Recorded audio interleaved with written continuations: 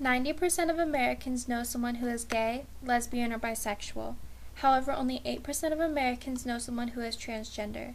This leads people to turn to the media to find out what is and is not offensive when it comes to transgender topics.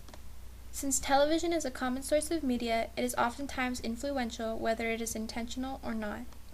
One TV show with portrayal of a transgender character is Glee. On this show, Unique, the transgender character, doesn't get many storylines, and the ones that do revolve around her focus on her being transgender and the negative reactions people have to her.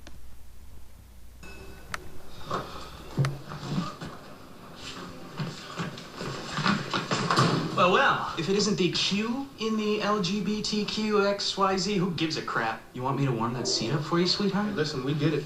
It must just be hell hiking up that lovely dress at a urinal. Just let me do my business and I'll go, please. Oh, sorry. We're just curious how exactly you do that. Don't be scared. We're all guys here. Let's get out of here.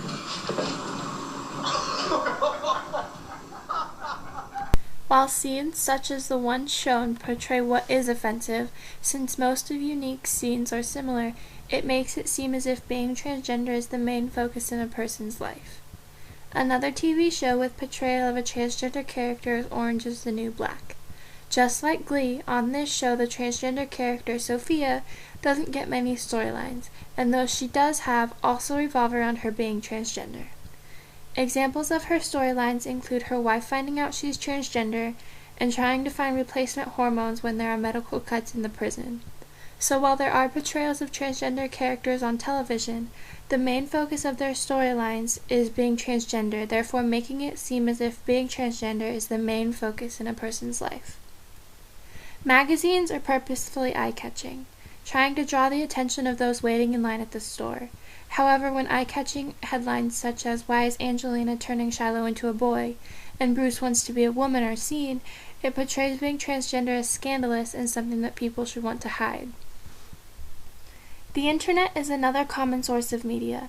A lot of the time on the internet is dedicated to social media. Facebook recently created the option to choose your own gender and preferred pronouns, showing people that it's okay to be different. Social media also allows people to connect with others all around the world.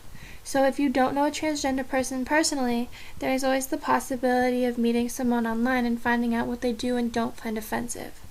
Another part of the internet is blogs. There are blogs out there that believe that being transgender is a disease. However, these blogs are hard to find, even when specifically looking for them. Most blogs written about transgender topics are written by transgender authors, allowing people to learn straight from them what is and isn't offensive. So while everyone has their own preferences, you can get the general consensus on what is preferred. Some blogs are there specifically to inform curious people. Websites such as glad.org have sections dedicated to informing people about transgender topics. Like television, films are another influential type of media, whether they mean to be or not. In 1994, a film called Ace Ventura: Pet Detective came out, and in this film there was a comedic portrayal of a transgender character. It's not Lois Einhorn. She's Ray Finkel. She's a man.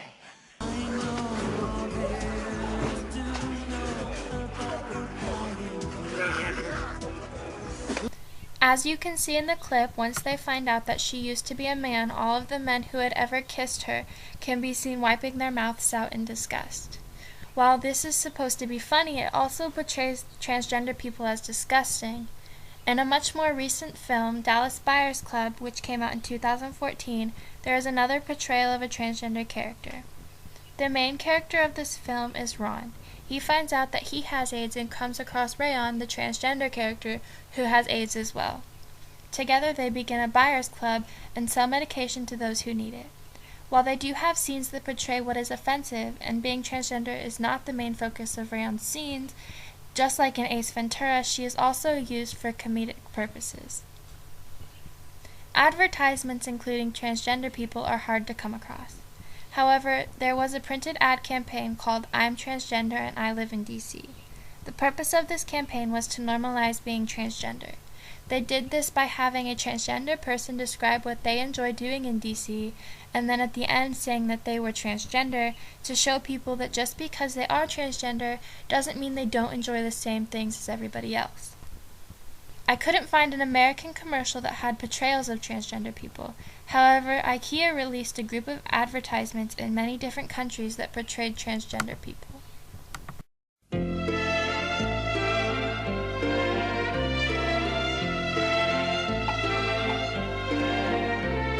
Con amore, se un sorriso che tocca il cuore, inventiamoci anche un domani per volare, per poter anche sognare ciò che ancora sconosciuto.